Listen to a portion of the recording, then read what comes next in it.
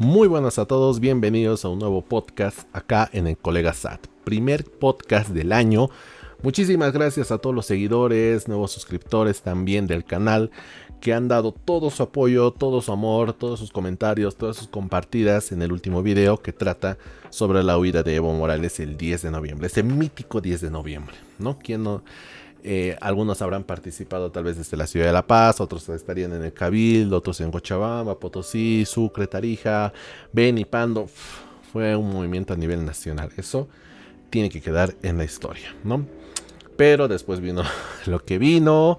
Yanine Áñez subió al poder, Evo Morales huyó. Estoy trabajando justamente en el video de la huida de Evo Morales, que como saben ustedes corresponde entre el 11 y el 12 de noviembre. Video poderoso también, yo creo que por lo menos una hora de guión. Después vienen, por ejemplo, lo que yo quiero analizar, que son por lo menos las 2-3 primeras semanas del gobierno de Yanine Áñez, hasta que se estabilice el país, entre comillas, con este acuerdo que se firma un domingo 23 o 26 de noviembre. No tengo la fecha actualmente, ¿no? Y pasa lo que tiene que pasar. Pasa la pandemia, pasa el caso de los respiradores, pasa el caso de la postulación de Áñez con Doria Medina, chistecito. Reviven a Felipe Quispe, el Maicu, vuelve a hacer más o menos lo que hizo en 2003. Se fuerza una elección, al final del día tenía que darse, pero se da de una manera muy accidentada y se genera el espacio y el tiempo suficiente para que el MAS y PCP, que en este caso ya no está liderado en la papeleta electoral como tal por Evo Morales, sino por Luis Alberto Arce Catacora, gana con un 55% que hace recordar las épocas del 2005, retorna el MAS y bueno, estamos en el 2025 haciendo filas por aceite. Básicamente un resumen de la historia reciente. Muy rapidito el resumen. Vamos a ver qué va a pasar con la gestora pública. Tenía un pequeño story time. Pero mejor es que les hable, por ejemplo, de mi experiencia el día de hoy en el Banco Unión. No, entonces, no sé qué vaya a pasar con este banco. Para empezar, el día de hoy, mi persona estaba haciendo fila en el Banco Unión, en estas oficinas que quedan en la avenida Buch. Esto, por ejemplo, esta foto es del ex Banco Unión que quedaba también en la avenida Buch. Luego se fue trasladado a la sucursal del estadio. Trasladaron nuevamente esta sucursal del estadio nuevamente a la avenida Buch. Creo que es en el mismo inmueble, en el mismo edificio.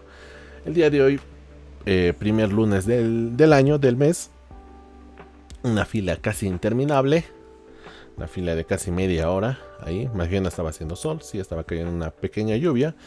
Viene una funcionaria del banco y nos dice que no hay sistema. La típica excusa de empresa estatal mixta, lo que ustedes quieran, pero que lleve estatal en su nombre. No hay sistema, solamente se va a pagar renta dignidad. No hay ni retiros ni depósitos. Qué feo. Y si a esto le sumas la noticia de la anterior semana, que quería hacer un podcast al respecto, pero ya no tuve el tiempo necesario, donde el gerente del Banco Central de Bolivia, no recuerdo su nombre, súper campante, súper suelto de camisa, viene, da una conferencia de prensa y te dice que tenemos 50 millones de dólares en efectivo, que es lo que se gasta un narcotraficante en un fin de semana. 50 millones de dólares en efectivo. ¿Se dan cuenta cómo estamos llegando a 2025? Ni siquiera hemos terminado el mes y nos vamos a comer esas noticias. Y el día de hoy precisamente tenía algo preparado, pero he preferido, por ejemplo, jugar al cacho político. ¿Qué se llama el cacho político acá en el canal? Y va a ser alguna actividad que vamos a estar haciendo recurrentemente. Yo agarro Twitter, lo voy a hacer ahora. Le doy en actualizar, hago el cacho, giro, y lo que se ve se anota, lo que se ve se comenta. Y van a ver qué tipo de joyitas vamos a encontrar en Twitter, ¿no? Empecemos por esta. Evo Morales, el líder de los humildes. no hay mejor inicio, creo. Nuevamente la derecha internacional, dirigida por los Estados Unidos. Mismo discurso, Dios mío, Evo Morales, cánsate. Vienes repitiendo ese discurso desde finales de los 90, inicios de los 2000. Primer gobierno, segundo gobierno, tercer gobierno, exilio, primeros años de Luis Arce, últimos años en pelea con Luis Arce, y 2025 sigues con el mismo discurso, derecha internacional, Estados Unidos, imperio, etc. Pero bueno, vamos a leerlo, a ver qué nos dice. Tal vez tiene algo de nuevo, ¿no? Utiliza la misma burda táctica que usó Juan Guaidó para atacar a Venezuela. Otra vez pretende dar legitimidad internacional a personajes que nunca fueron elegidos por el voto popular y que solamente sirven para encubrir los verdaderos intereses imperiales contra la revolución bolivariana. El 10 de enero, que es esta semana justamente, Nicolás Maduro, elegido por los venezolanos, tomará posesión de su cargo, ¿no? Ahí está. ¿Qué les puedo decir? Nada nuevo bajo el sol, ¿no? Creo que el mundo sabe la campaña que se realizó en Venezuela para hacer el control del voto ciudadano. Fue una de las mejores, una de las que tuvo realmente un compromiso real de la población para defender su voto. Todo bien, todo tranquilo, pero como ese meme de Los Increíbles, es tarde, 15 años tarde. 15 años tarde para que no tengan las fuerzas coercitivas del Estado que realmente influyen en cualquier movimiento que uno quiera realizar para cambiar las estructuras de una nación, de un Estado, lo que tú quieras, y finalmente no tener las armas suficientes para tratar de realizar un cambio cuando el autoritarismo de ese gobierno con el que has convivido durante tantos años ya no se quiere bajar de ahí, por más que les muestres las pruebas. Y ese es uno de los reclamos que yo hago, y es una de las críticas que yo realizo al actual sistema electoral boliviano. Todos sabemos que pueden denunciar fraude. Fraude es una palabra fácil de decir. El problema es, y esto quiero hacerme entender muy bien, ¿qué pasa cuando tú estás en el barrio? Vamos a simplificar el ejemplo. Tú estás en el barrio y decides jugar fútbol con los amigos del barrio. Antes se hacía, en mis tiempos se hacía, ¿no? Vivías por tu barrio, por tu zona, por tu calle, te conocías entre los vecinos. No había internet en ese momento, entonces tenías que hacerte amigos, tenías que socializar. Jugaban fútbol, etcétera. Algunos tenían el balón, otros no tenían, pero ya te inventabas algo, ¿no? Y había siempre alguien que tenía el balón. Un niño agarraba: yo tengo balón, juguemos con mi balón. Pero da la casualidad que ese niño que trae el balón para que todos podamos jugar fútbol en la calle, como tú quieras, él impone las reglas. Él te dice: ya, vamos a jugar con mi balón y estas son las reglas. Hay algunas que negocian, etcétera, pero al final del día ya juegan. Pero resulta que a este niño también le gusta hacer trampa, no le gusta perder. Yo te pregunto, ¿estarías dispuesto a jugar un partido de fútbol con un tramposo solo porque tiene el balón para jugar el fútbol?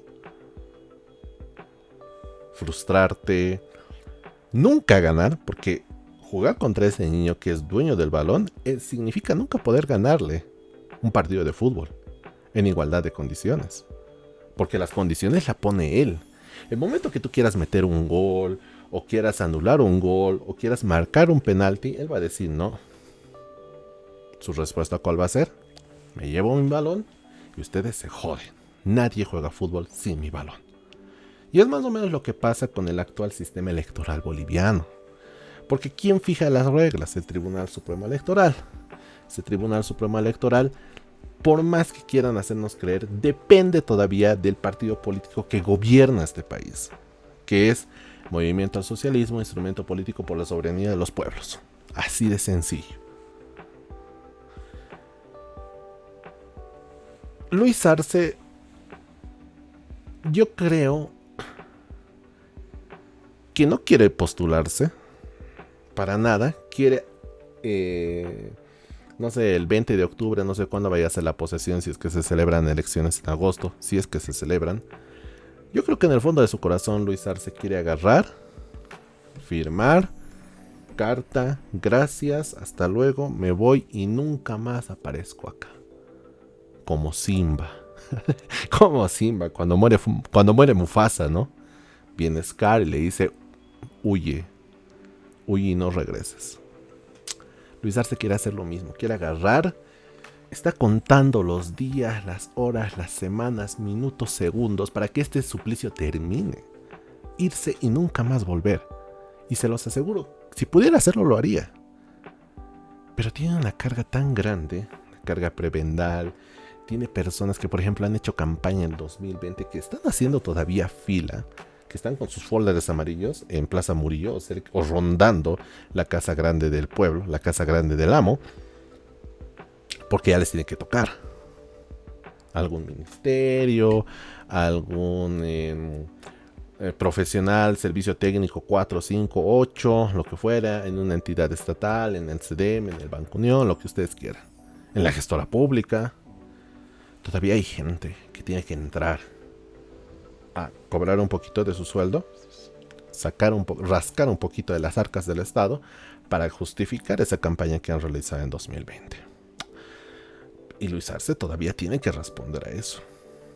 Luis Arce va a tener que repostularse obligatoriamente, aunque él no lo quiera. Pobre vida de Luis Arce.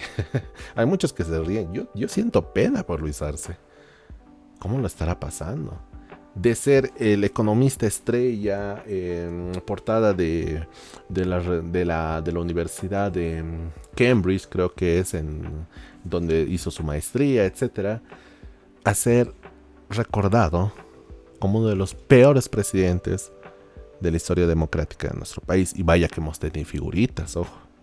Y lo peor es que lo ha hecho en un récord de 4 o 3 años. 2 años le ha servido la excusa de la pandemia y del golpe de Estado. Golpe de Estado entre comillas. Pasan esos 2 años y, como lo había dicho en un video de los cortitos que hacía anteriormente, cuando ya no tienes más enemigos que vencer, ¿qué queda? ¿Por qué existe la policía, por ejemplo? ¿Por qué nunca se va a acabar la delincuencia? Porque el día que se acabe la delincuencia en las ciudades, en los países, pueblos, etcétera, la policía no va a tener razón de existir. Y nadie se dispara a sí mismo. Y lo que hizo Luis Arce es que se comió muy rápido sus enemigos políticos. 2021, Yanine Áñez. 2022, Camacho. Los más importantes al menos. A Carlos Mesa no lo puede meter a la cárcel porque, bueno, Carlos Mesa es casi God, es casi intocable. Básicamente es de las personas también que han cogobernado con el MAS y PSP. Lo mismo pasa con Tuto Quiroga, Samuel Doria Medina, etcétera, que prácticamente se han repartido la democracia desde 2002. Y siempre esos 3 personajes manejan un 35% de preferencia electoral. ¿Ustedes creen que por lo que se han aliado en teoría van a conseguir algo más? Tal vez lleguen a un 40. Un 40 y... No, yo le dejo un 40. Y qué casualidad que cuando apresan a Luis Fernando Camacho en diciembre del 2022, agarran en sus vacaciones en Europa o en algún otro país excéntrico, Twitter, injusticia, denuncia internacional, fuerza Camacho, etcétera. Se olvidan de Camacho por alrededor de 2 años ahí guardado en Chonchocoro y tienen el descaro de irlo a visitar justo antes de que entremos en año electoral. Y Camacho en su momento, por ejemplo, los llegó a despreciar. Hay noticias, hay tweets, hay declaraciones de Camacho que no quería saber nada ni de Carlos Mesa ni de Doria Medina. Tuto Quiroga creo que le daba igual. Pero ahora esa necesidad de Camacho de tener que salir de Chonchocoro, porque al no tener el respaldo de un partido político fuerte o una clase política fuerte, porque no nos olvidemos que al final del día Camacho también chocaba con demócratas en Santa Cruz. No era parte también de ese círculo político que podemos llamar en Santa Cruz. Se queda solo, nadie reclama por él. ¿Qué le queda? poquito más de lo mismo Yanine Áñez. Termina el gobierno en 2020, se busca la vida, ve qué hacer, ve que sus ministros, por ejemplo, Murillo y López huyen, inteligentemente huyen, se van porque sabían lo que les iba a esperar. Se van lamentablemente a Murillo, lamentablemente por él digo, lo agarran, lo apresan en Estados Unidos y bueno, triste su vida. López por lo menos todavía sigue vivo, sigue libre. Luis Revilla también en la clandestinidad, por ejemplo, y así. Y a partir de ahí, por ejemplo, la mayoría de su gabinete, de sus ministros, de sus personas allegadas, van agarrando carguitos donde puedan tener alguito de legitimidad y que no se los lleven. El caso de Yanine Áñez fue triste cuando se presentó para la gobernación del Beni. En su misma presentación como figura del partido o de la alianza política por la cual estaba representando, era uno con color rosa, no recuerdo muy bien, totalmente vacío.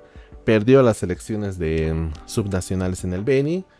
Creo que las subnacionales se celebraron en marzo, si mal no recuerdo, y en abril creo que se la cargaron a Áñez y bueno, se está acá en Obrajes, en la cárcel de Miraflores, en La Paz. Entonces son casos muy tristes y nos hemos salido un poquito del tema, vamos a volver a Twitter en un momento, pero quiero que vayan viendo también esos patrones que se van a ir repitiendo a lo largo del tiempo. ¿Qué personajes realmente están interesados en proponer un cambio? Hace unos minutos estaba viendo, por ejemplo, la entrevista, no sé si será grabada o no, y se los voy a compartir acá,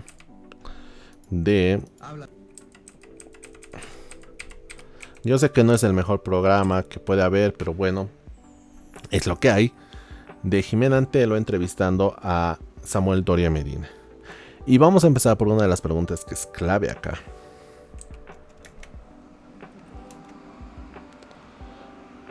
Volumen. Que usted es socialista, porque usted es vicepresidente de la Internacional Socialista. Solamente díganme, por favor, sí o no. ¿Usted es socialista? No. ¿Ustedes creen en esa respuesta? ¿Ustedes creen que realmente Samuel Doria Medina tiene las condiciones para decir si es socialista o no? Y cuando decía esto Samuel Doria Medina, automáticamente venía a mi mente, por ejemplo, esta imagen que es muy bonita, que normalmente se le llama como el mapa de pensamiento ideológico político. Es un mapa sencillito de entender: izquierda, derecha, autoritarismo, anarquismo, ¿no? Sería bueno preguntarle a Samuel Doria Medina dónde se ubica el socialismo, dónde se ubica el comunismo, dónde se ubica teóricamente el neoliberalismo, aunque aquí está mal, no debería ser, en vez de neoliberalismo debería ser individualismo, porque es lo contrario al colectivismo, pero bueno, esto está mal. Y ver dónde se ubica, por ejemplo, él. Este cuadrito es muy importante y yo, por ejemplo, se los voy a resumir rapidito, ¿no? Autoritarismo, izquierda autoritaria. Más o menos aquí vas viendo un gobierno, un estado que prioriza, por ejemplo, los intereses colectivos, pero que también tiene más control sobre el resto de la población a medida que se va acercando hacia el eje vertical y hacia el eje horizontal también. Más o menos aquí puedes tener al socialismo y al final del día es el comunismo la cúspide de este colectivismo y autoritarismo. Comunismo. Más o menos el socialismo estaría acá, ¿no? También tienes, por ejemplo, figuras de derecha autoritaria, figuras de izquierda libertaria. Esto, por ejemplo, les puede sonar incluso raro. Muchos piensan que la derecha, solamente la derecha es libertaria y que no hay otro eje, por ejemplo. Aquí tienes, por ejemplo, el eje social y el eje económico. Y la verdadera discusión que tenemos que tener en este momento no es que si tú eres de derecha o de izquierda. Eso es una conversación del siglo pasado, del siglo XX, siglo XIX incluso. La verdadera conversación que tenemos que tener ahora, y creo que muchos ya la están teniendo también en foros, en redes sociales, en debates, etcétera, es intervención o no del Estado. Y más intervención del Estado, menos intervención del Estado. Actualmente nos estamos acercando peligrosamente acá. Por eso la gente dice basta de socialismo. No vaya a ser que nos acerquemos al comunismo. Y ahí ya no hay marcha atrás, porque miren dónde está el comunismo y dónde está la supuesta derecha libertaria, ¿no?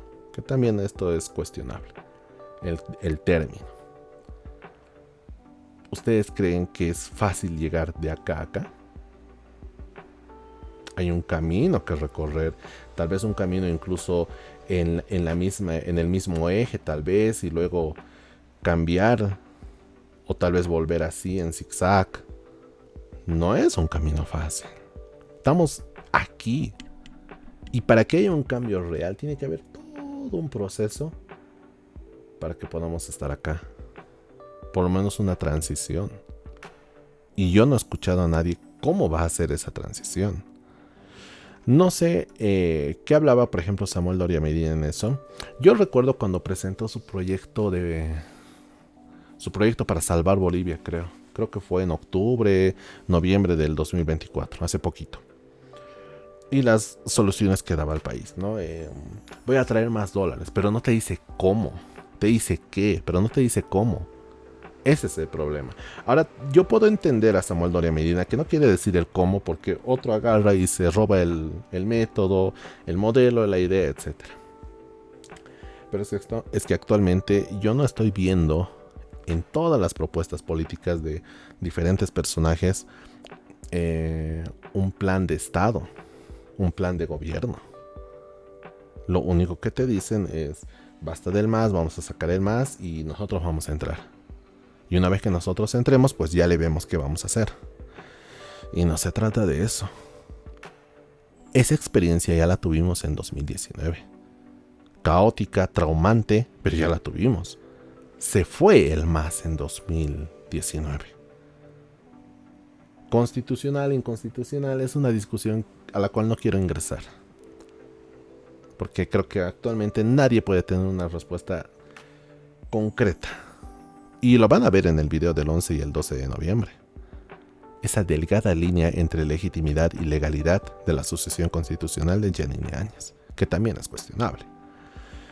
Entonces, ya tuvimos esa experiencia de que se salga el MAS, pero manteniendo la estructura.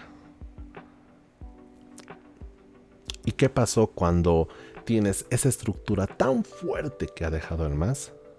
Que solamente el dueño de esa estructura puede volver a administrarlo. Por eso,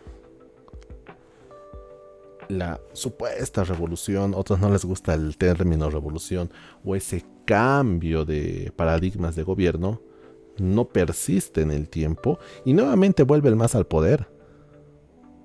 Independientemente de que hubiera habido o no la pandemia, tarde o temprano iba a volver el MAS al poder, porque ese sistema que el MAS ha forjado durante 14 años es solamente para ellos.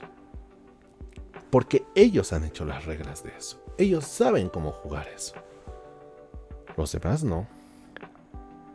Los demás intentan saber cómo jugar a las reglas que ha impuesto el MAS y PSP a partir de la nueva Constitución Política del Estado de 2009. Por eso es muy importante la Constitución Política del Estado.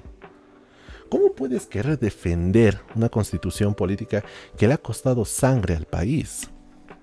Que la gente ha aprobado con un 67% o 63% de los votos, no recuerdo muy bien, por algo tan sencillo que es tranquilidad y paz. Porque el país estaba yendo al diablo en 2008-2009. Y la gente ya estaba hartada, ya estaba aburrida de bloqueos, de confrontaciones, de marchas, etcétera, de paros, etcétera. Y les dijeron, esta es la nueva Constitución Política del Estado que ha aprobado una asamblea legislativa, que ha aprobado una asamblea constituyente, primero en Sucre, en un cuartel militar, se trasladaron a Oruro con la mayoría masista, porque muchos de los asambleístas no estaban en esa sesión en Oruro. Aprueban el índice, en realidad se lo trae a la Asamblea Legislativa, prácticamente lo rehacen con 2/3 del MAS. en la Plaza Murillo estaban bloqueando. Les daban 48 o 72 horas, no recuerdo muy bien las horas exactas, para que de una vez aprueben esa constitución política del Estado. O si no, iban a reventar el palacio. Entre opositores, entre oficialistas, se miran y dicen, ya, bueno, sí, está bien. Llegan al punto de la reelección, que es una figura nueva en la constitución política del Estado de 2009, porque no había la figura de reelección. Y ahora se los voy a explicar también por qué en un momento. Agarran y dicen, no, afuera están bloqueando, nos van a reventar, nos van a matar si no aprobamos esta constitución. Bueno, ya, se aprueba. Viene Evo Morales y te dice, esta es la nueva constitución política del Estado, necesito que ustedes la aprueben. Si ustedes la aprueban, el país va a volver a la normalidad. La gente, ¿qué hacemos? Ya ni modo aprobaremos, tengo que sacar mis productos, quiero vender, quiero trabajar, quiero que el país esté en paz. Bueno, aprueban. Y es el momento en donde se firma la sentencia de muerte. El MAS, Evo Morales y sus compinches tienen los elementos necesarios para cambiar el país en 180 grados. Gestora pública, empresas estatales, tipo de cambio, modelo económico, social, productivo, comunitario, lo que quieras llamarle, educación, salud, influencia de las Fuerzas Armadas y la policía también, beneficios para estas instituciones, si quieres llamarlo así, y obviamente puedes cambiar todo.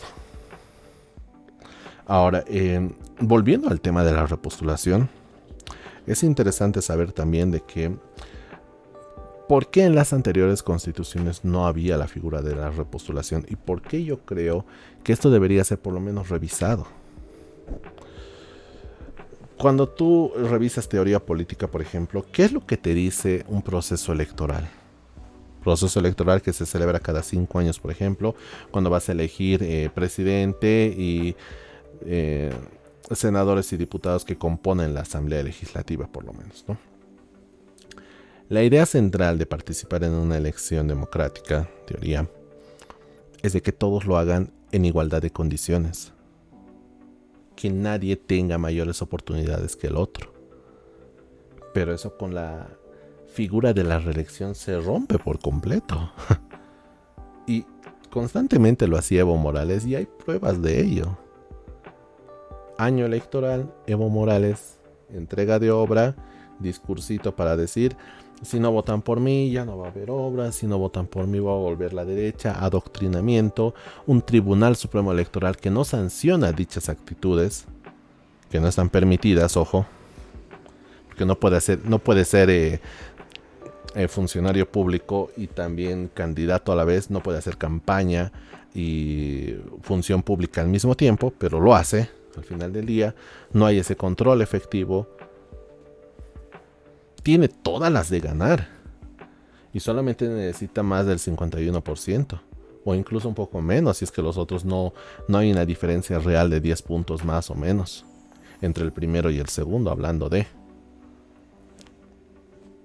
Entonces vamos a ir retomando justamente la conversación, pero todo esto, lo que estamos hablando en estos momentos, los comentarios que ustedes también realizan en los videos, etcétera, es la conversación de la cual hemos huido por lo menos los últimos 10 años. ¿Qué pasaba cuando tú querías tocar este tipo de temas con tu grupo de amigos, la familia, el entorno, etcétera?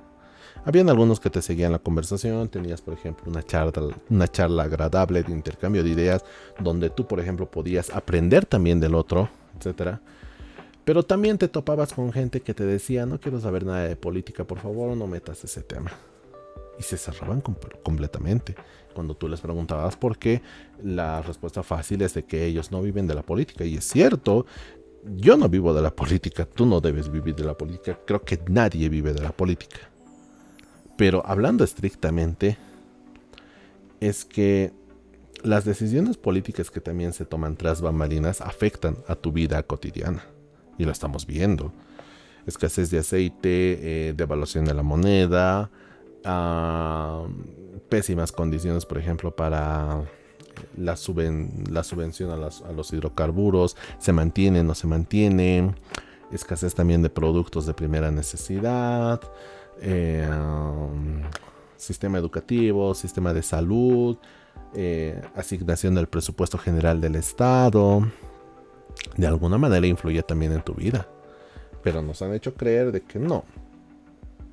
Nosotros somos mayoría, 2/3, más IPCP, el partido más fuerte de la historia democrática reciente del país.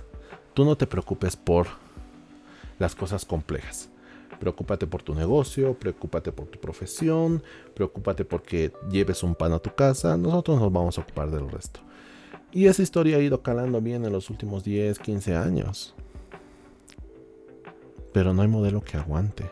Y la gente recién se empieza a cuestionar cosas. Por eso a mí me causa gracia cuando en algún live de TikTok o nota de prensa, etcétera, hay gente haciendo fila y no falta, ¿no?, el periodista o el creador de contenido que se acerca y le pregunta qué opina sobre la escasez de aceite, por ejemplo, las filas de mapa por aceite, ¿no? Y te dicen, no, este gobierno maldito se tiene que ir, tiene que haber elecciones, ¿cómo no va a haber aceite, etcétera?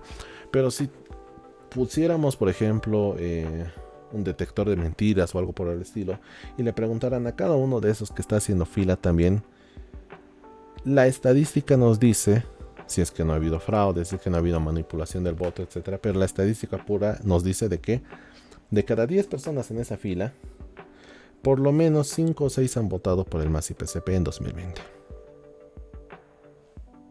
¿Qué te puedo decir al respecto? Entonces, realmente hemos sufrido lo suficiente para no volver a cometer los errores del pasado, o todavía tenemos que sufrir un poquito más para realmente aprenderlo. Quisiera terminar de ver la entrevista con Samuel Doria Medina, pero prefiero ver Twitter y ver qué cositas más hay en Twitter.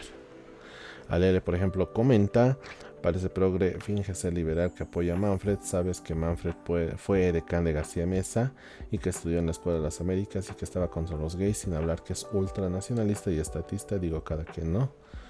No sé a quién le está respondiendo. El día de hoy, por ejemplo, fue la concentración, si ustedes quieren llamarlo así, en el Félix Capriles de Manfred Reyes Villa. Vamos a chequear algunas fotos.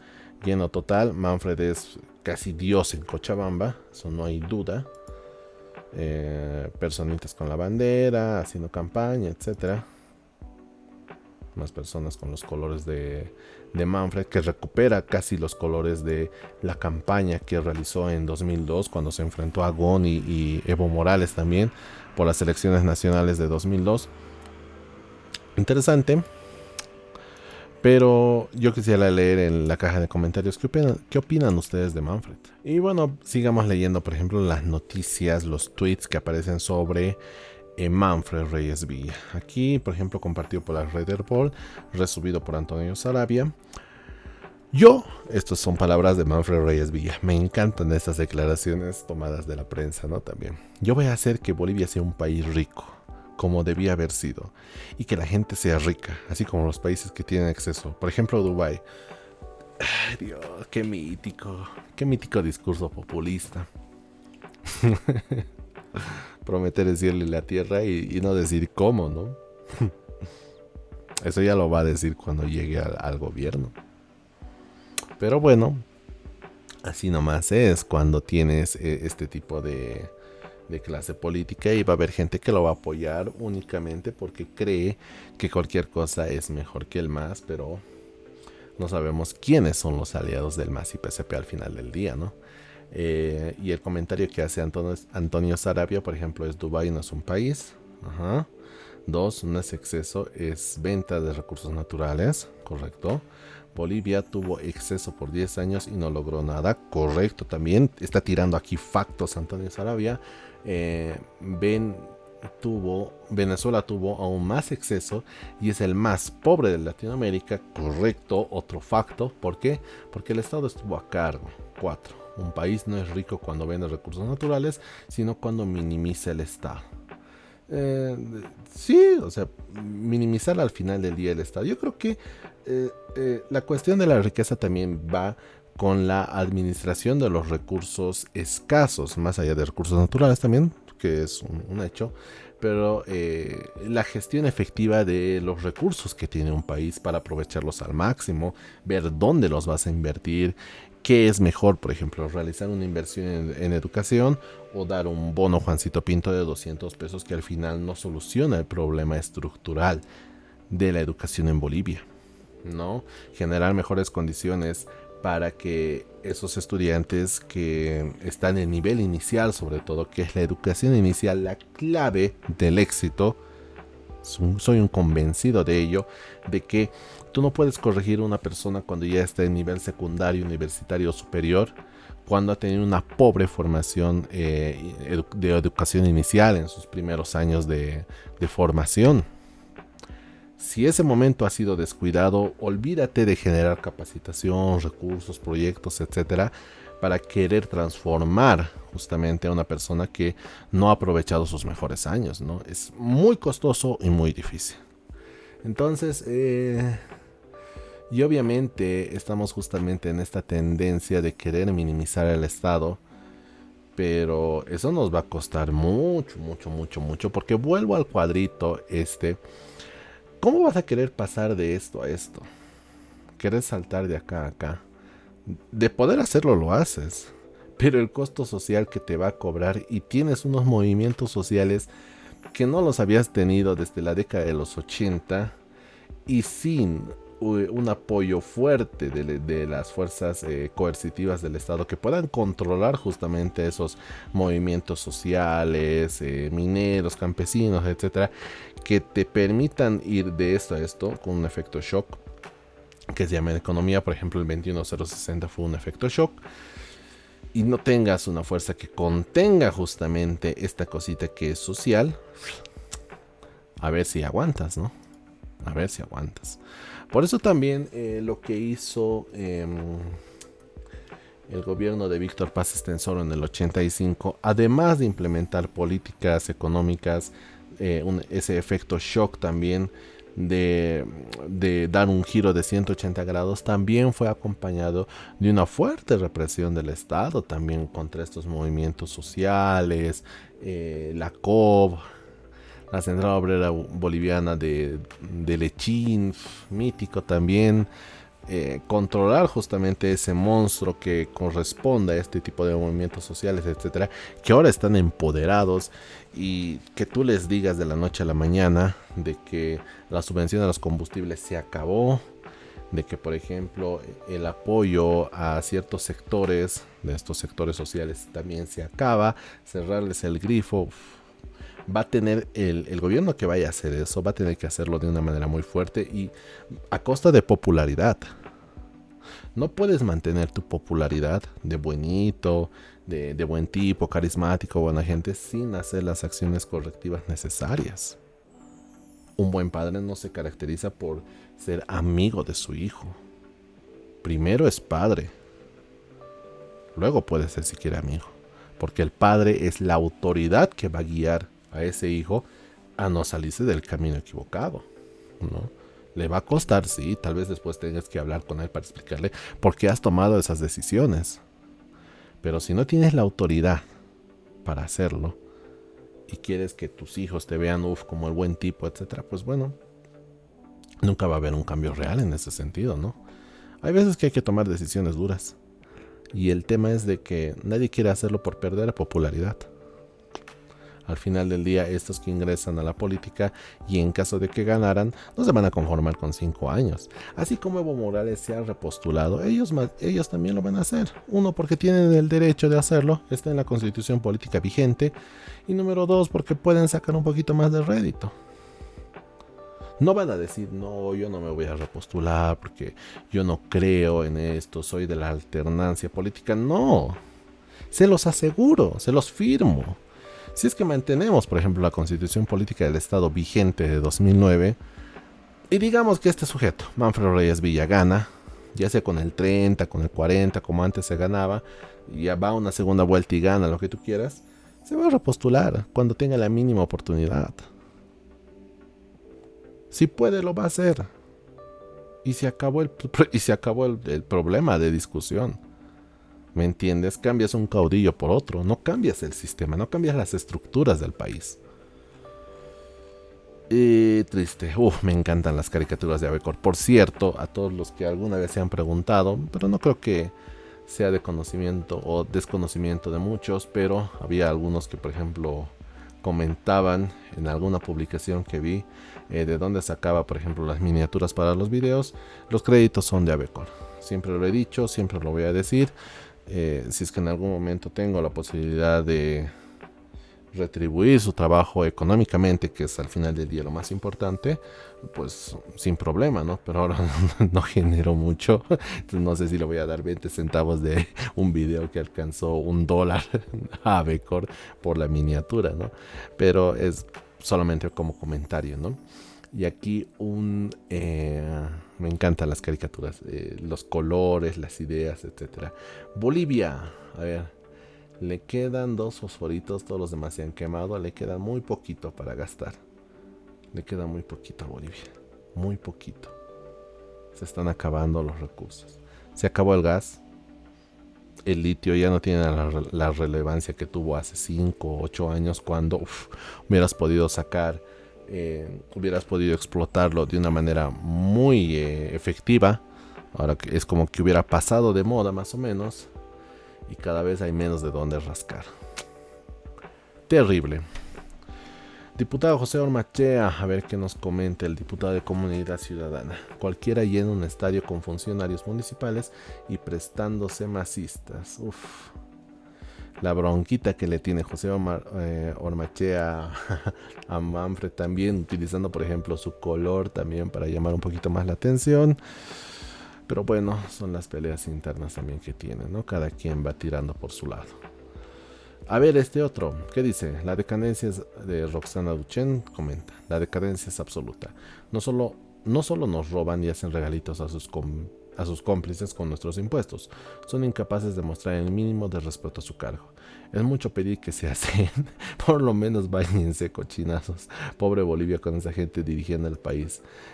¿Quién es? Este personaje que se llama es el diputado Arce, si mal no recuerdo. No es Héctor Arce, es otro tipo, no recuerdo muy bien. Pero esta foto también se hizo viral el día de hoy, este reconocimiento a Maduro, ¿no? Se le está entregando una medalla.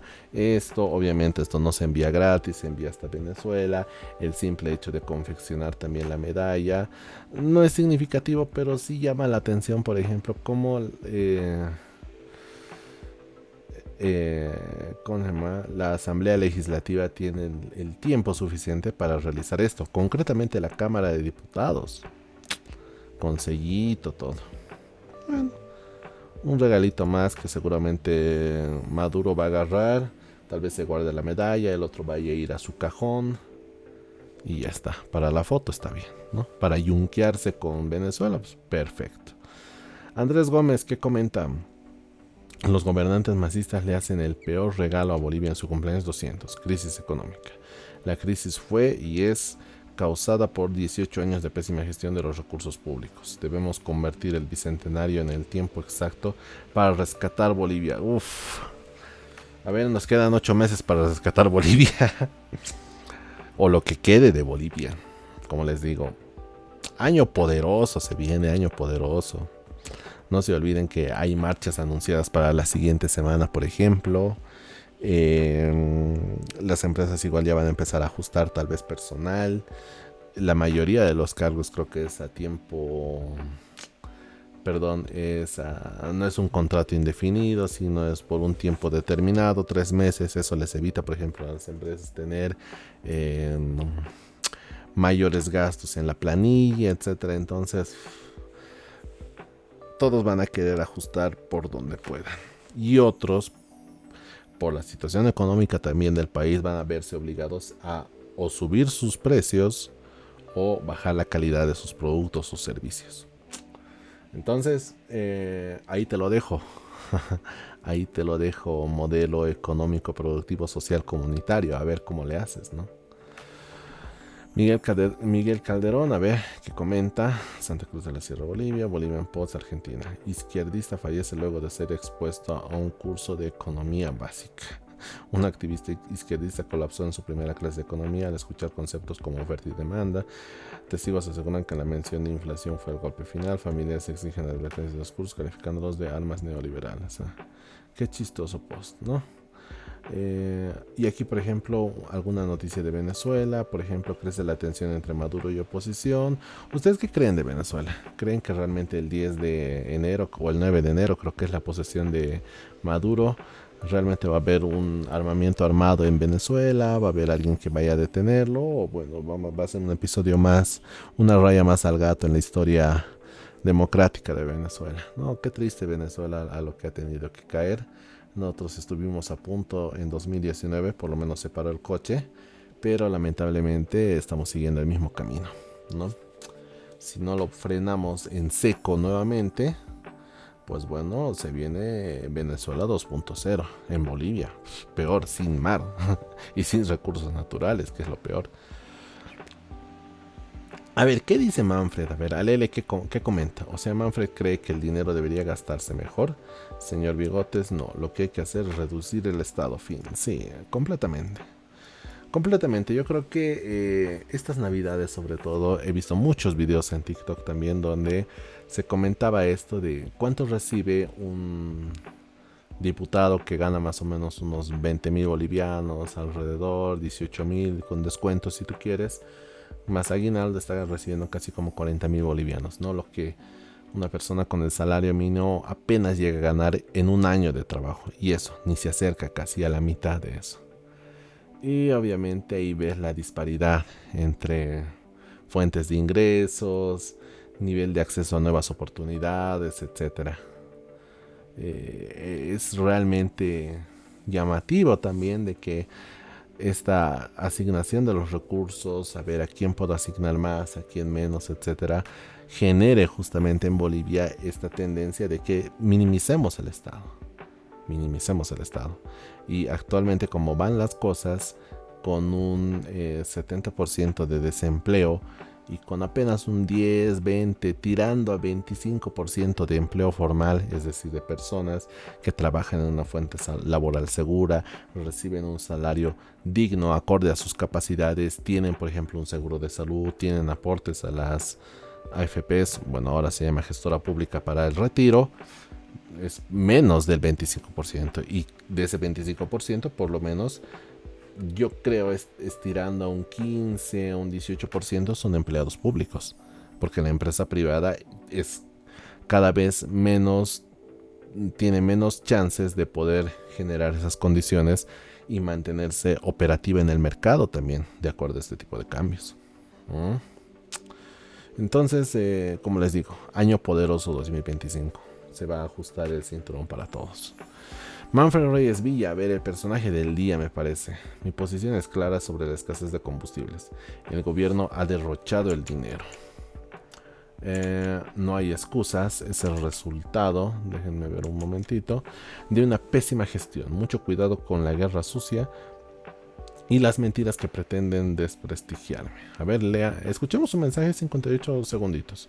Mientras vivimos la peor crisis de combustible de nuestra historia, por culpa del gobierno, hay una campaña de guerra sucia con un video de hace 2 años para desprestigiarme, mintiendo a la población como si fuera una declaración actual.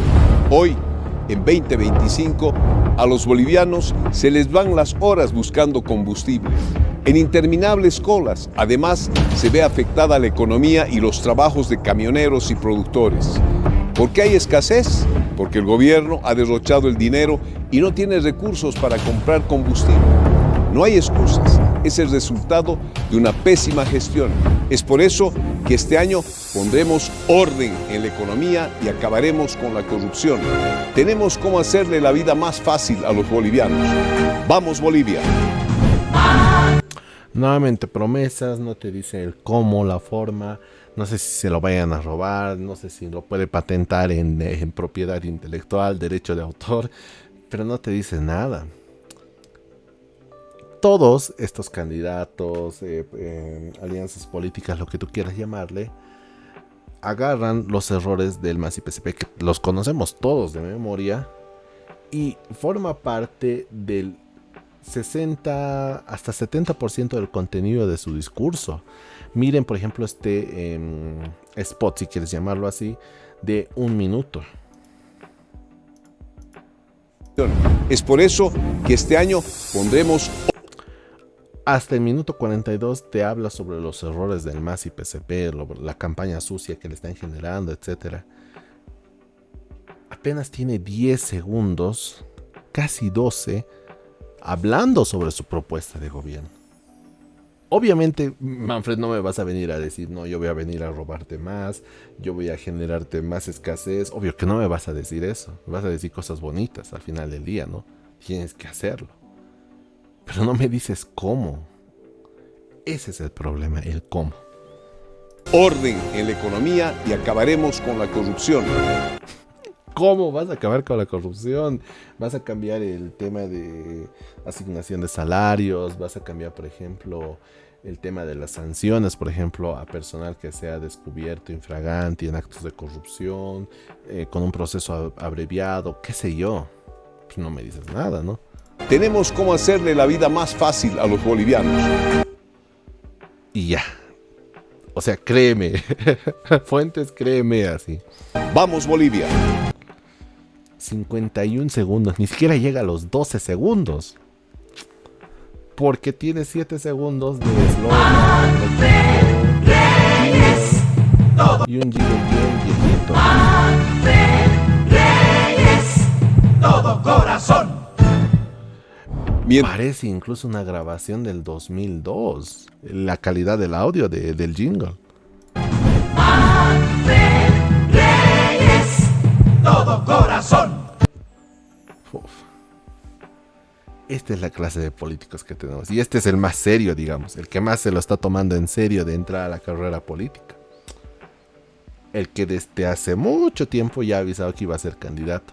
Los otros no se mojan.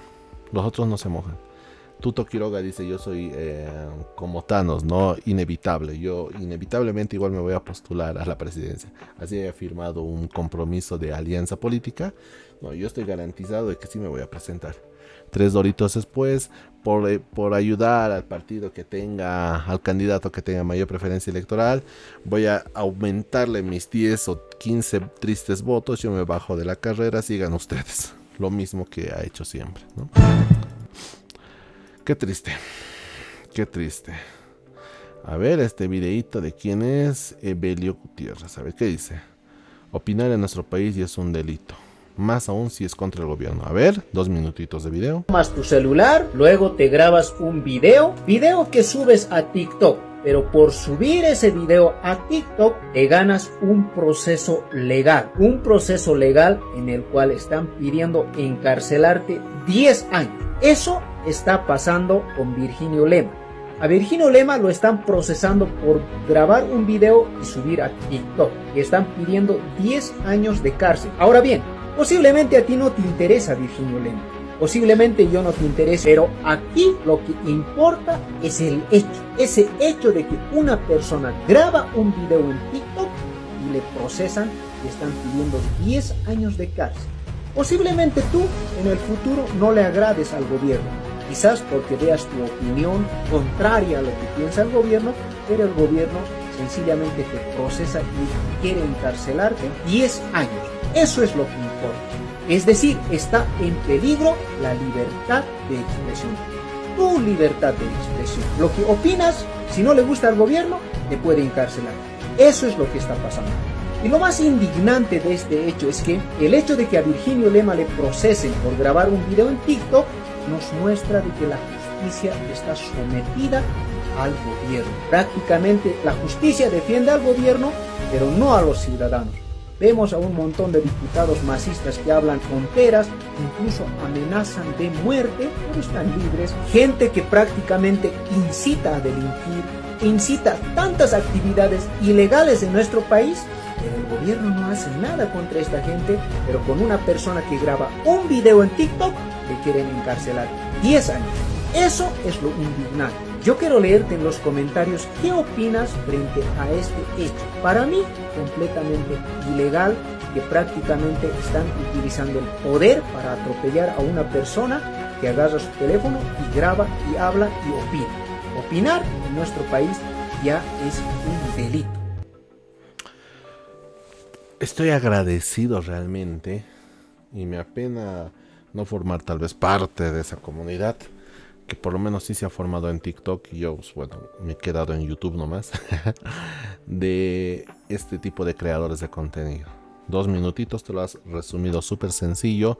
Puede que no te importe Virgilio Lema, puede que no compartas su pensamiento político, sus ideales, su ideología, lo que tú quieras, pero al final del día el simple hecho de que él haya planteado siquiera la idea, ni siquiera propuesto, solamente planteado como un comentario, si tú quieres llamarlo así, de desobediencia civil en el no pago de impuestos, y que solamente por eso, pues bueno, agarran y quieren abrirle un proceso seguramente por atentado hay una figura en la Constitución Política del Estado, creo que es atentado a... Tal vez lo quieren incluir incluso por terrorismo, no me vaya a imaginar cuál es la denuncia formal en todo caso. Pero al final del día, el gobierno se las va a cobrar justamente con aquellos que no tienen partido. Con aquellos que no tienen partido. Y que yo sepa, Virgilio Lema no sé si seguirá, por ejemplo, con el MNR, porque postuló por el MNR en las pasadas elecciones. No sé si seguirá con el MNR o no.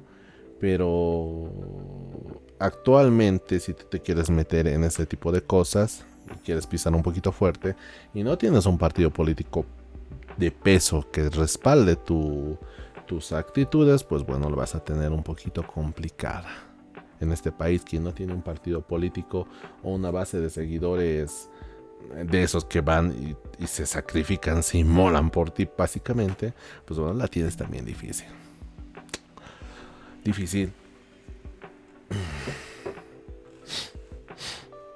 RTP informa, ajustes en el modelo económico 2025, más del 40% de inflación fue por especulación, el sector hidrocarburo tiene que retomar la importancia, en 2025 recogemos frutos de la industrialización, afirma el ministro de Planificación Sergio Cusicanqui. Vamos a escucharlo, el mensajito mientras yo me sirvo una bebida. El día de ayer el ministro de Economía, ya un día antes el presidente Luis Arce también habían anunciado que en caso de ser necesario se van a realizar algunos ajustes, algunas mejoras dentro de lo que es el modelo, precisamente para poder afrontar la desafiante coyuntura que se puede llegar a tener durante el 2025. El Gobierno Nacional siempre está en permanente evaluación para poder tener propuestas de medidas de política económica que permitan atender también las expectativas de la población boliviana principalmente, y en este marco es el que ha señalado el ministro de Economía y el presidente Lucho en los pasados días esas aseveraciones en relación a posibles mejoras dentro de lo que es el modelo, ¿no? ¿Qué aspectos se tendrían que mejorar, ministro? Antes de que continúe, y yo creo que voy a cerrar justamente analizando esta entrevista que se le ha realizado al ministro de Planificación Sergio Cusicanqui.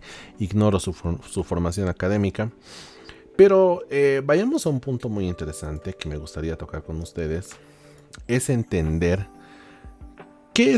cuál es el modelo económico del Estado Plurinacional de Bolivia, dirigido por Luis Arce Catacora. Así que yo le voy a preguntar a mi querido amigo ChatGPT y le voy a decir una buena pregunta, ¿no? Con acentos y todo, para que no me dé una respuesta de barrio, ¿no?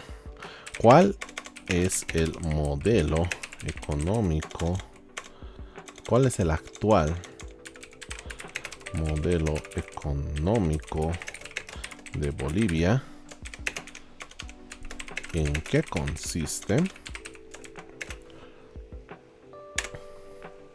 Para entender, ¿no? ¿De qué está hablando? Para hablar el mismo idioma, El modelo económico actual de Bolivia se denomina Modelo Económico Social Comunitario Productivo, implementado desde 2006 durante el gobierno de Evo Morales. 2006, un modelo de por lo menos Miren, casi ya va a cumplir sus 20 añitos, ¿no? Ya es mayor de edad.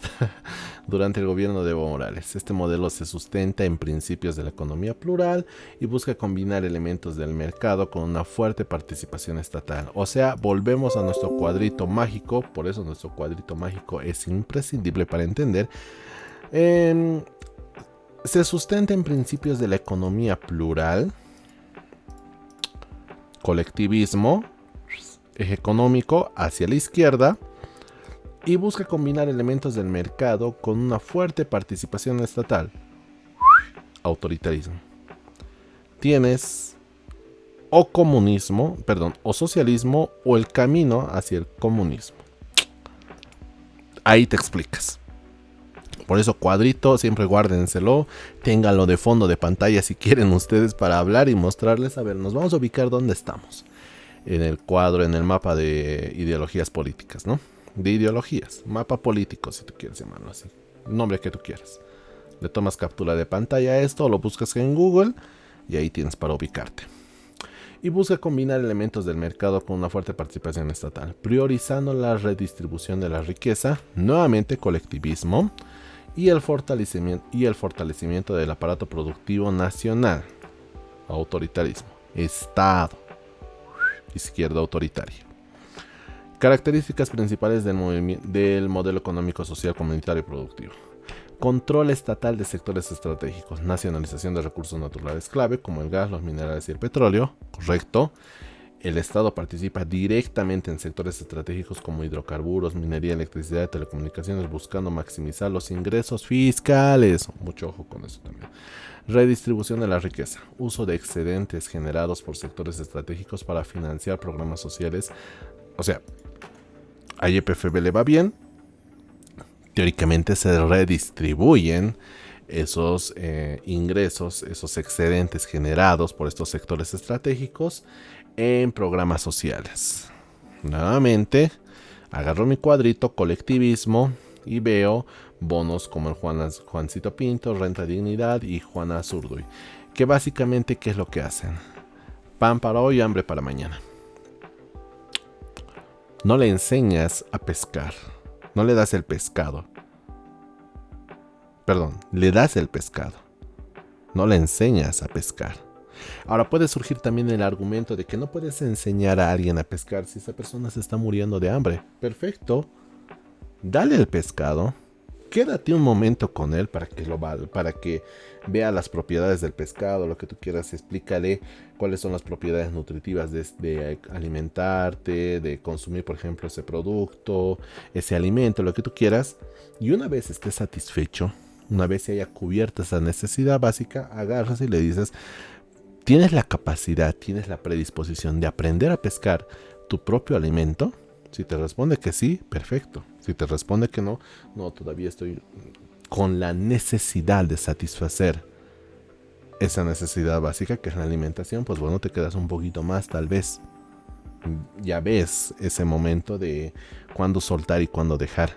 Pero tiene que haber algún punto donde ese programa social pase del simple bono a la generación justamente de que esa persona pueda sostenerse y que ese programa social sea sustentable y sostenible en el tiempo. Que no tenga que depender de los excedentes generados, porque una vez que se acaben los excedentes y no exista estos bonos, esas personas vuelven a la pobreza extrema. Ni siquiera a la pobreza extrema.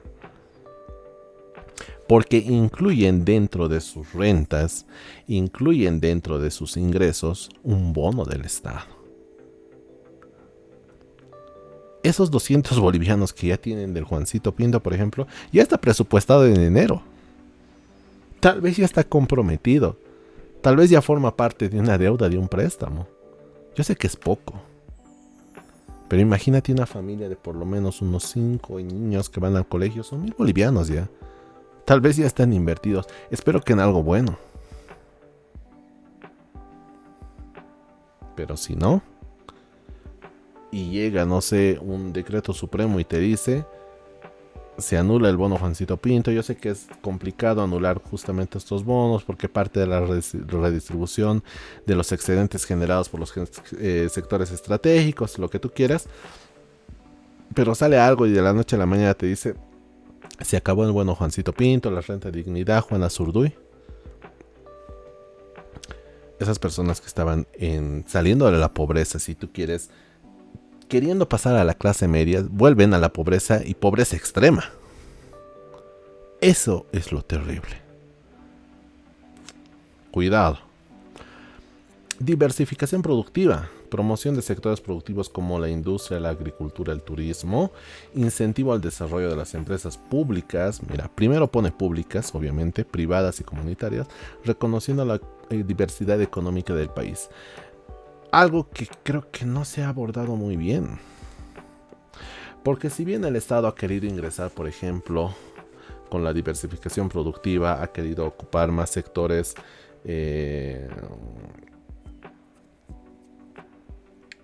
ha querido tener mayor participación en diferentes sectores y rubros de una economía justamente administrada por el Estado, pero ha entrado en desmérito, por ejemplo, de la iniciativa privada. Caso Boa. El Estado viene. El caso de Boa es muy interesante, ¿no? Te ofrece, por ejemplo, precios bastante competitivos, a pesar de que ellos trabajan a pérdida. En la mayoría de los casos trabajan a pérdida. Te ofrece, por ejemplo, pasajes a muy buenos precios. La gente tiene la posibilidad de viajar. Personas que, por ejemplo, nunca hubieran podido tal vez comprar un boleto de avión de Santa Cruz a La Paz y viceversa, con Boa lo han podido hacer por las tarifas, etcétera. Pero vas desplazando a la iniciativa privada y compites de una manera desleal, porque las empresas estatales prácticamente nunca quiebran. Y si quiebran, pues bueno, el Estado agarra, imprime más dinero y bueno, esa empresa deficitaria todavía se mantiene, pero le genera recursos, absorbe recursos del Estado. Hay sectores estratégicos que les va muy bien, que pueden ser eficientes o no, o que sus commodities tienen muy buenos precios en el mercado internacional y van canibalizando justamente esos recursos. Pero llega un punto donde estas empresas estratégicas, YPFB, minería, lo que tú quieras, reducen, ya sea por un shock en el mercado internacional o por la escasez justamente de recursos naturales, de la capacidad que tiene un país, un estado para explotar esos recursos naturales. Eso cae de donde vas a canibalizar ese tipo de recursos. Y tienes un servicio deficitario como Boa, que al final del día llega a ser un monopolio estatal que no genera la satisfacción necesaria en sus usuarios. ¿Cuántas quejas de Boa han habido a fin de año? Muchas. La gente ha tenido que volver a considerar viajar por tierra para llegar a su destino en el tiempo previsto. Si uno, por ejemplo, utiliza transporte aéreo de La Paz a Cochabamba, por poner un ejemplo, la gente tiene diversas razones, ya sea por la comodidad. Es más fácil tomar un vuelo de una media hora, medianamente cómodo, lo que tú quieras, y llegar en 30 minutos, el tiempo también. Y muchas personas han tenido que valorar eso en una escala de preferencias y ver que me conviene. Realmente me representa un mayor costo de oportunidad tomar un vuelo de avión que un viaje terrestre en bus. Si al final del día el pasaje de avión me va a costar más caro y es posible que no llegue a mi destino en el tiempo previsto y se me genere mayores molestias, a diferencia de contratar los servicios, por ejemplo, de adquirir los servicios de transporte terrestre de un bus, que sé que voy a llegar en 7 horas, sé que voy a estar incómodo, pero sé que voy a llegar al menos. La probabilidad de que ese hecho suceda es mayor a la de un avión actualmente, y sobre todo en épocas navideñas. Entonces te replanteas también eso, ¿no? ¿Qué tan necesaria es la intervención del Estado? Y si dicha intervención del Estado en diversos sectores de la economía, ya sea productos, servicios, etcétera, va a tener una influencia positiva al final del día en los usuarios, en los consumidores. No solamente que sea inicial, no solamente que sea los primeros años, sino que también sea sostenible y sustentable en el tiempo, que genere competitividad también entre la iniciativa privada, pero no a costa del hecho de que una empresa estatal nunca quiebre, entre comillas, y siempre puede operar a pérdida. Yo creo que tampoco te puedes ir a ese extremo. Economía plural. Reconocimiento de diferentes formas de organización económica, estatal, privada, comunitaria, social, cooperativa. Priorización de los intereses colectivos por encima de los individuales. Nuevamente me voy a mi plano político. Colectivismo. Esto está mal. No es neoliberalismo, es individualismo. Me voy más por los colectivos. El problema de los colectivos es de que si a uno de ellos le va mal, re mal, demasiado mal, es incompetente, es incapaz, no puede generar economía por sí mismo y arrastra al grupo a su mediocridad, pues bueno, nos vamos todos al diablo por uno solo que sea. Porque todos tenemos que ser iguales, ¿no? Pero nadie te dice igual de pobres. Todos van a ser iguales, pues bueno, van a ser iguales, pero pobres. Colectivismo le llaman. Estabilidad macroeconómica. Fuerte inversión pública como motor del crecimiento económico. Para todos aquellos que hayan estudiado economía o por lo menos hayan tenido un acercamiento a cómo se calcula el PIB, Producto Interno Bruto, dentro de todas las variables que tienes está, por ejemplo, el consumo y el gasto público. El gasto público al final del día incrementa el índice del PIB. Tiene una influencia directa. Incrementas el gasto público, va a incrementar tu PIB. Y ha sido una de las razones también de las que el Estado mostraba sus cifras al final del año y decía, tenemos por ejemplo un PIB per cápita del tantos por ciento, un incremento, pero eso también se debe a que el Estado necesita gastar, necesita tener todavía inversión pública y la mayoría de las veces se llega a confundir inversión pública con gasto público. Realmente hemos tenido una inversión pública que sea efectiva. Ahora, por ejemplo, acá en la nota que estábamos viendo hace un momento, decía de que en 2025 recogeremos frutos de la industrialización. Vas a recoger frutos de una supuesta inversión pública que hayas realizado en el pasado. ¿Realmente será así? ¿O no las estarán charlando? Yo me voy más hacia lo segundo. Soberanía económica. Me encanta este elemento. Qué bueno que ChatGPT lo haya tocado. Soberanía económica. Reducción de la dependencia de organismos internacionales como el Fondo Monetario Internacional y el Banco Mundial. A ver, esto es chistoso y para quienes todavía recuerden los primeros años del Nobel en Economía, Luis Arce Catacora, llegó súper cómodo, súper holgado, había ganado con el 55% de los votos, la gente lo quería, era el bonachón, era de los ministros de Evo Morales que más o menos tenía carisma, ¿no? Más o menos, no era tan conflictivo, y el sector económico, por lo menos la administración de la economía del Estado, por lo menos entre la gestión del 2010 al 2014 había tenido como que superávits. A la gente le había ido bien casi a todos en general, ¿no? Que durante la gestión de Yanine Áñez, los mesecitos que estuvo Yanine Áñez, se había adquirido un crédito golpe. Buenas noches.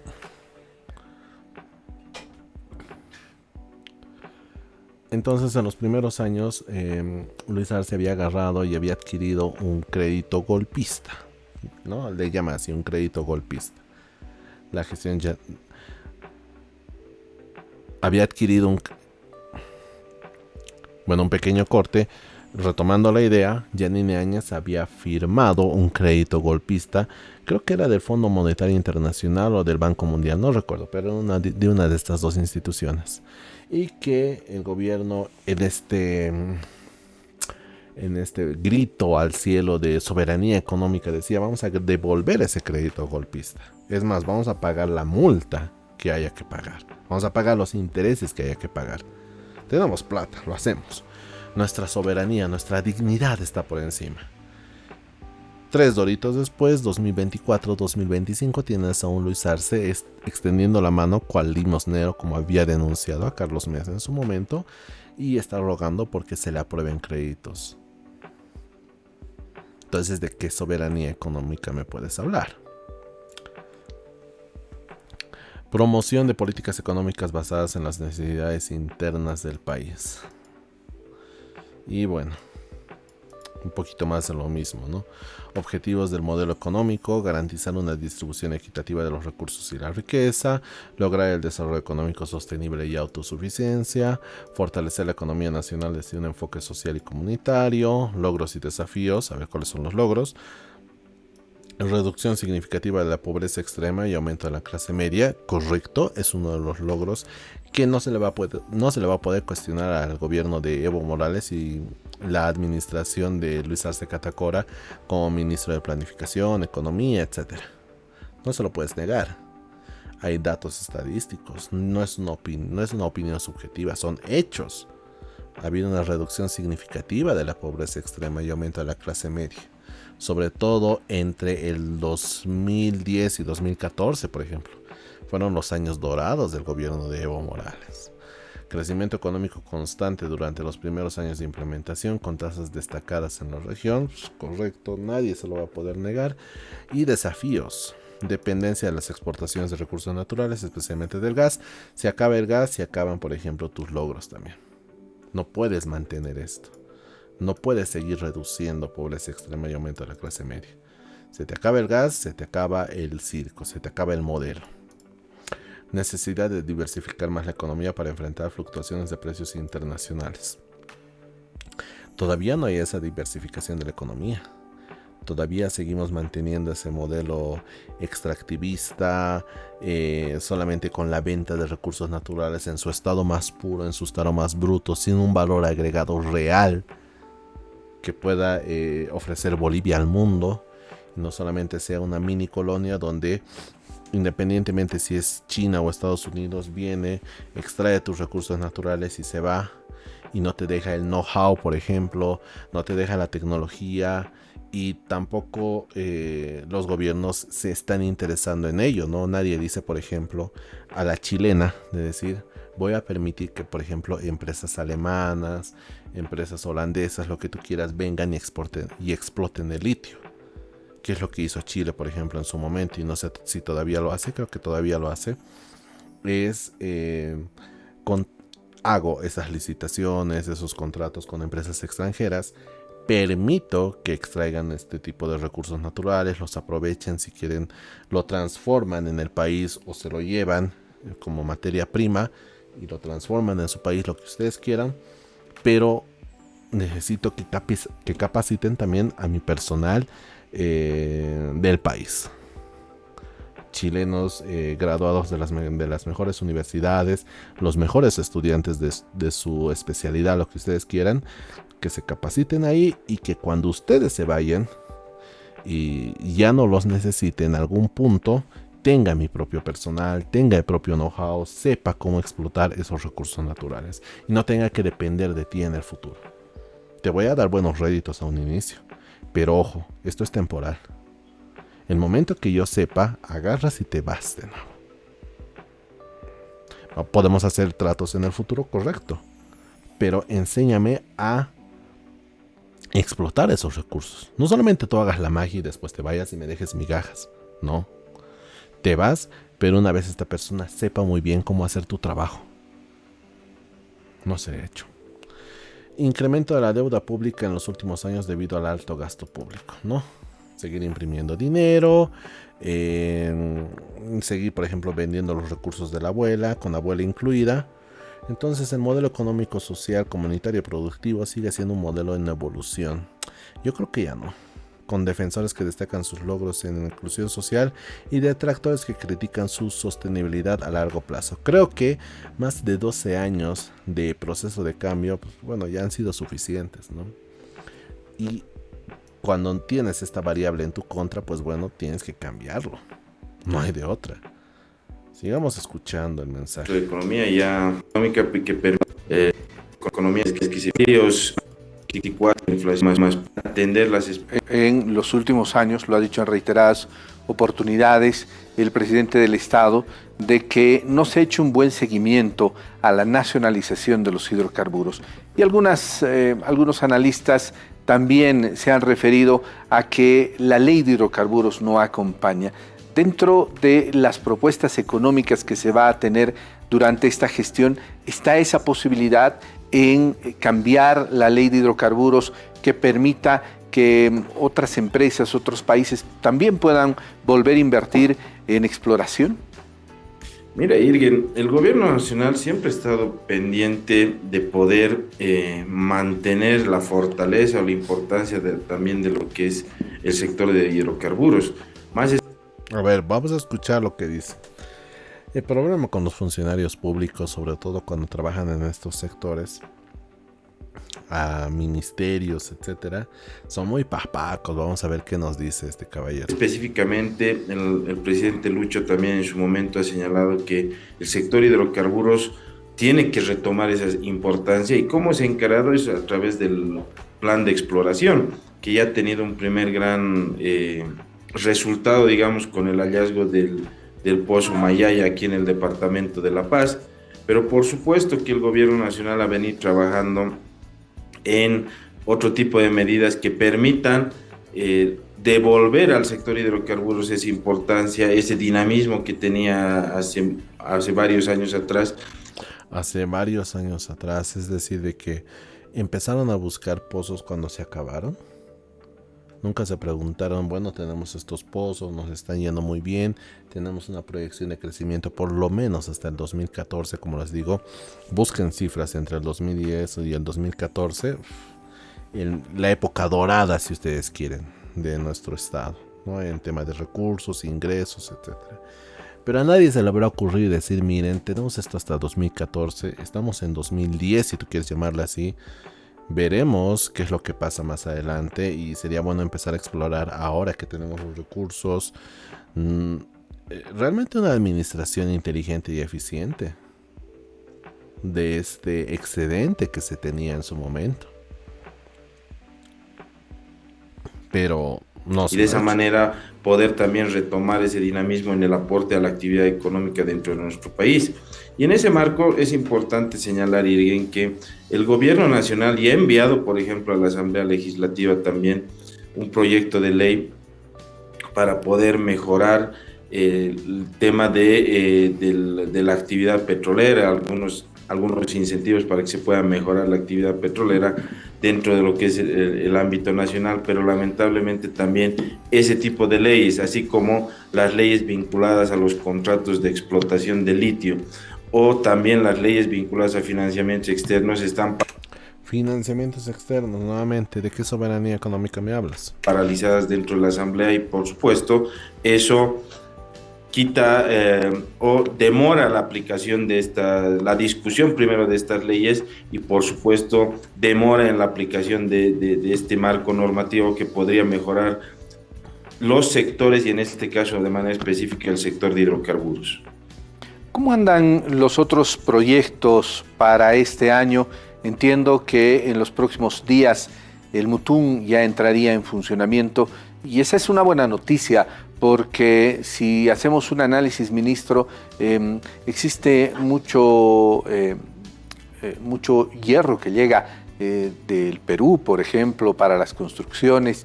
Eso va a ayudar bastante a incrementar los ingresos de nuestro país. Voy a preguntarle algo más a ChatGPT porque quiero estar seguro de esto.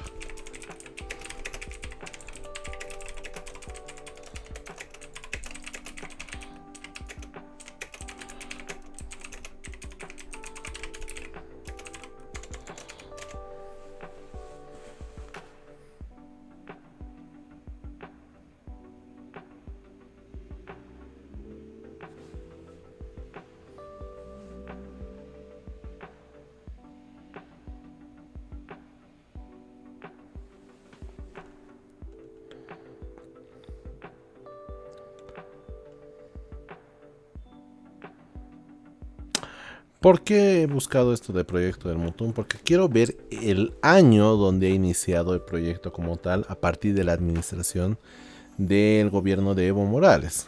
Aquí, por ejemplo, un poquito de historia y desarrollo. El proyecto del Mutum ha tenido varias fases y entrando múltiples retos desde su concepción. Primeros intentos en la década de 1970-1980, dictadura de Banzer.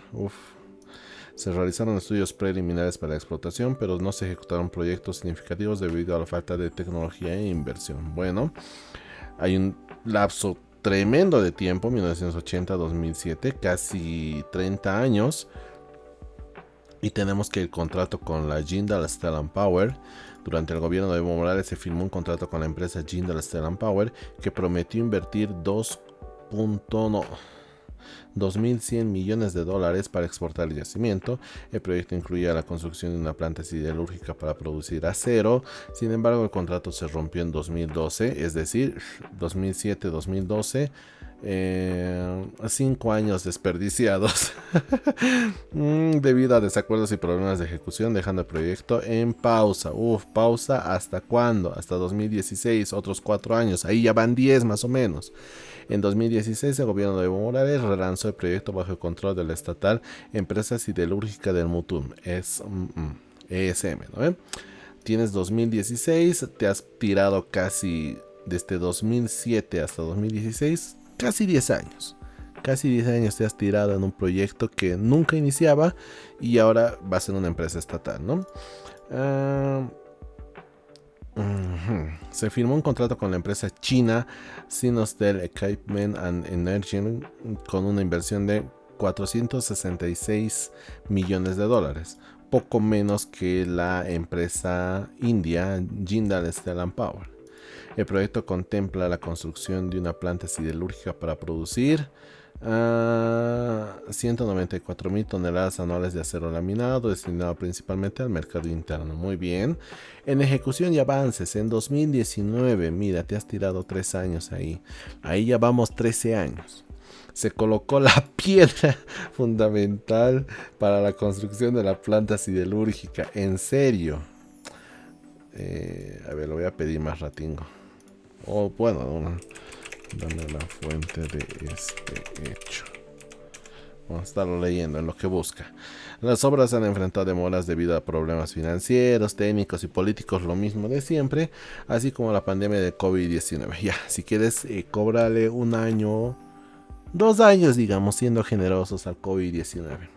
2020 y 2021, cuando fue donde realmente tocó muy fuerte también, ¿no? En 2023 el gobierno actual reafirmó su compromiso con el proyecto, destinando más recursos para garantizar su avance. El proyecto incluye una planta de concentración de hierro, una planta de reducción directa para producir hierro esponja, una planta de acería. Impacto esperado económico: Bolivia podrá ahorrar millones de dólares anuales en importaciones de acero, generación de miles de empleos indirectos e indirectos, impulso a la industrialización del país, alineado con el modelo económico, social, productivo, comunitario, etc. Autonomía en producción de acero. Desafíos: completar la construcción de las plantas y asegurar su operación eficiente, garantizar la sostenibilidad ambiental y social del proyecto, superar problemas históricos de gestión. El 29 de enero de 2019 se inició con la construcción de la planta. 29 de enero de 2019, el proyecto del Mutum. A partir del 2007 al 2019 son 12 años. 12 años donde surge la idea, ahora se vuelve una estatal con una China, ya no con una India. Y el 2019, el 29 de enero, se coloca la piedra, ¿no?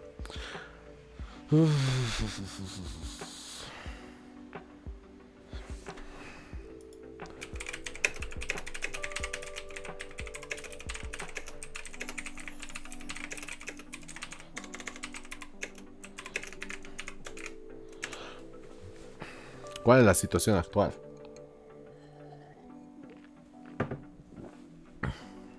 Se encuentra en las etapas finales de su construcción y se espera que inicie operaciones en 2025.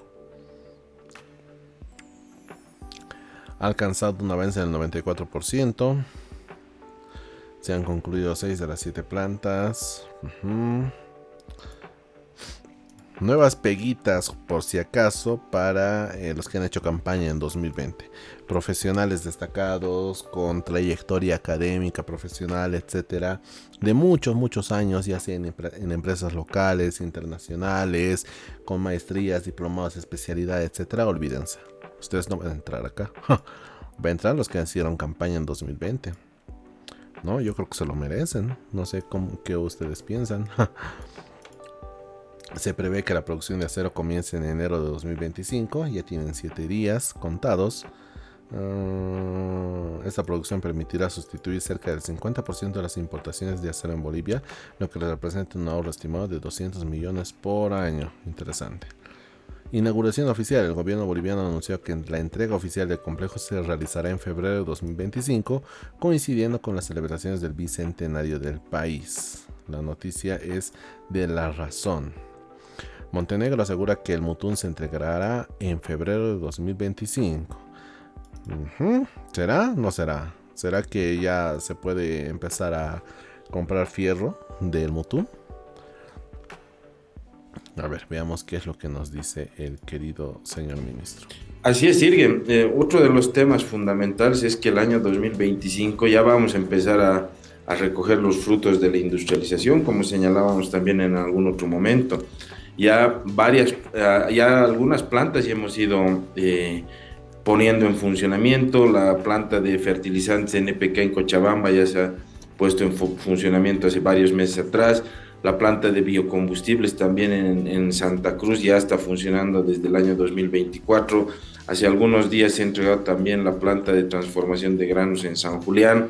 Entonces, son varios frutos de la industrialización que ya se van a ir recogiendo.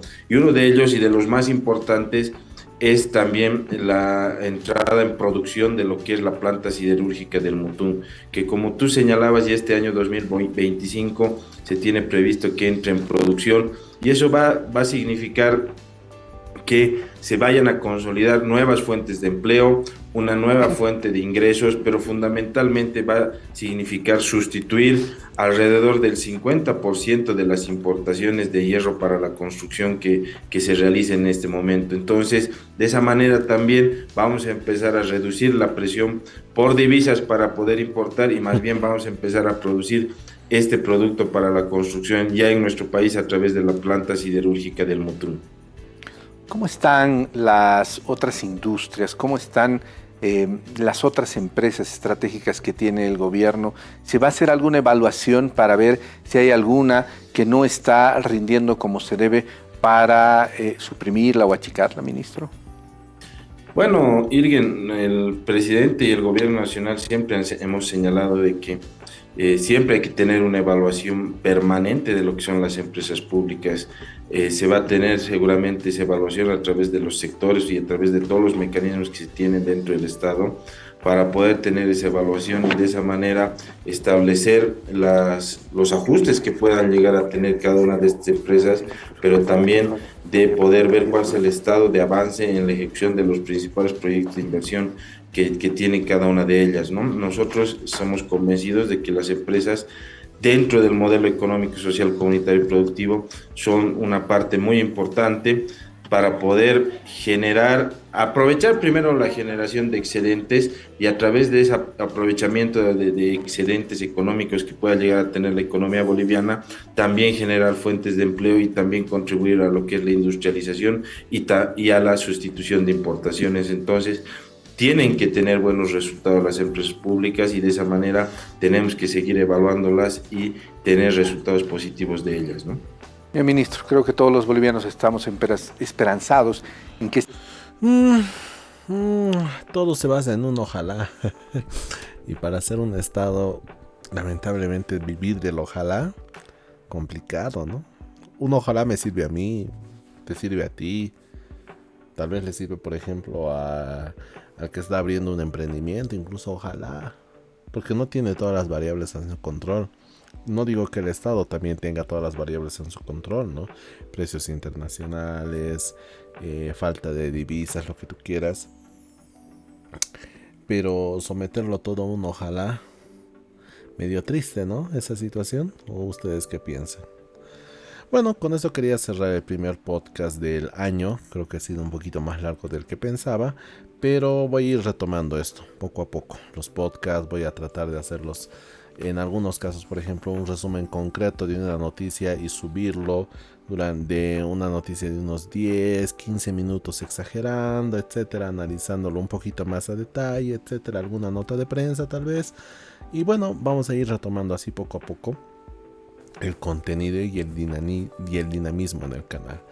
No, como les había dicho, para quienes hayan llegado hasta este punto, el video de la huida de Evo Morales, que comprende entre el 11 y el 12 de noviembre, ya lo he estado realizando. He estado haciendo las primeras grabaciones del guión, el audio, la voz en off sobre todo, pero yo estimo de que tal vez se estrene, si Dios quiere, si Dios quiere, ¿no? Posiblemente este domingo, aunque no lo veo este domingo como una fecha muy exacta. Posiblemente tal vez al siguiente, posiblemente en la semana, tal vez. Todo va a depender también de las actividades que uno vaya teniendo a lo largo de la semana, ¿no? Hay veces que, por ejemplo, surgen algún imprevisto, algún momento donde tengo que trasladarme a otro, no voy a decir otro departamento, sino algún lugar cerca de la ciudad de La Paz, y bueno, para algunos proyectos, etcétera, y eso me impide estar en el computador para hacer la edición, el recorte de las notas de prensa, captura de video, etcétera. Entonces, eso va demorando en el proceso de producción de un video de 47 minutos, ¿no? Eso también es que hay que considerarlo. Pero si todo va bien, vamos a tener estreno este domingo, concretamente llamado este domingo 12 de enero, ¿no? Tal vez si todo va viento en popa. Y si no, pues bueno, espérenlo el video, porque realmente va a ser un muy buen video. Un video de calidad, como quiero acostumbrarlos a tener también en el canal. Eso ha sido todo por hoy, colegas. Muchísimas gracias para todos los que se han quedado hasta este momento escuchando el podcast de el primer lunes del primer mes del bicentenario, sobreviviendo al Estado Plurinacional de Bolivia. Muchísimas gracias y que pasen un excelente resto de jornada.